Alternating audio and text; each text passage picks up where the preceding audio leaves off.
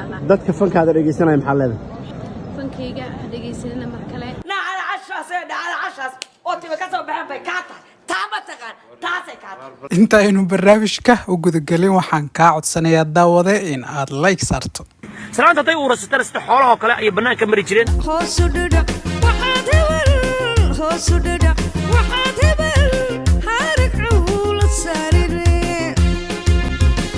Somali Dream ayaad naga daawanaysaan daawadayaal meel walba oo aad dunida dacaladeeda aad ka joogtaan fanaanada Xaliima Gobaad oo goorsii horeysay ku dhawaaqday iyadoo inay isaga fariisatay fanka ayaa waxa ay socdaal ku tagtay dalka Sacuudi Arabiya gaar ahaan xajka iyadoo halkaas cimro u aaday Xaliima Gobaad ayaa muuqaal kooban waxa ay ku sheegtay in dadka Soomaalida ah ay iska dayaan inay dhageystaan heeseeda Xaliima Gobaad ayaa muddo 6 sano ah fanka ku soo jirtay oo muddo aad u kooban ah heese kala duwan ayay soo qaatay hase yeeshee waayadii u dambeeyay ayaa heesaheedu waxa ku imaaday gaabis iyadoo ay fanaanadu suuqa ka sii baxaysay Xaliima Gobaad tan iyo markii ay fanka soo gashay waxa challenge fara badan kala dhaxiyay fanaaniin fara badan Kimba ugu horeysay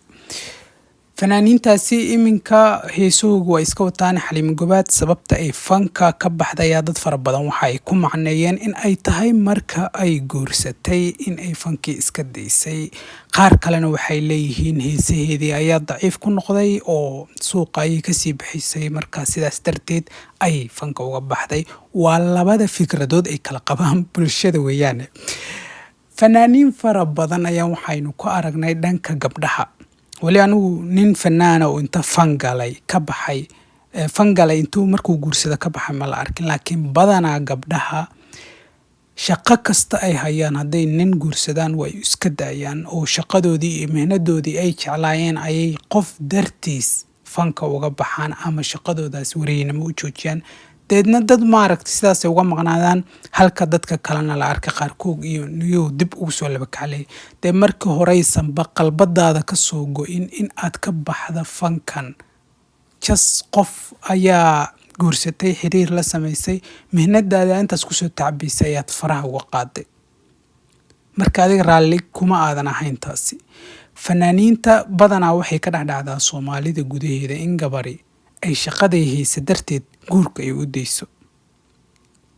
way korin kartaa ilmaheega oo ilmaheeda darteed waa uga bixi kartaa laakiin qof kale dartiis inaad shaqadaadi dhamid u deyso anigu de xoogaa waa xagga fikirkayga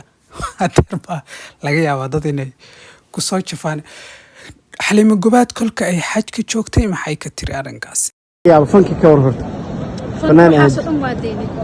mar dambe noloshaada inay hees dama qaado mar ilaahay irsaaqad meelaha nooga furo insha Allah dadka fankaada dhageysanaya maxaa leedahay waxaan leeyahay insha Allah fankayga dhageysanina mar kale wixii dambi aan gal ilaahay naga cafiyo dhamaanteen anigii